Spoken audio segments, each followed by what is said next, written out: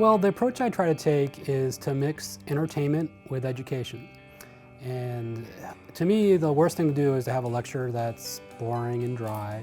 And so what I try to do is engage them with current events that they would find interesting and integrate that into the lecture material.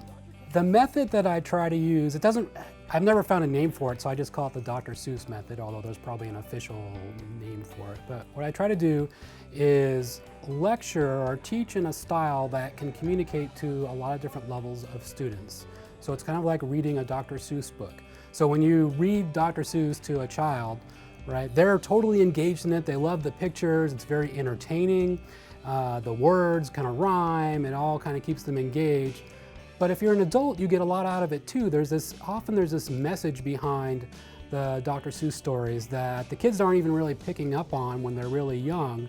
But you as an adult can kind of appreciate the complexity of actually the message. The Lorax is a perfect example of that. So when I design my lectures, I try to kind of design them so that they engage students that are the high-level students and the ones that are not the high-level students. And so I try to take that same approach of the Dr. Seuss style of having material that keeps them engaged and they get the kind of content and the message. But if you're really kind of listening subtly to the words that I'm saying and how they interact with the images that I'm presenting in class, then there's a higher level that you might be able to get out of it too sometimes. I had him for my orientation to psychology major class, and I really liked him, so when it came time to sign up for more psychology classes, I was like, which one is he teaching? And sensation and perception was on the list, so I was like, definitely getting that one.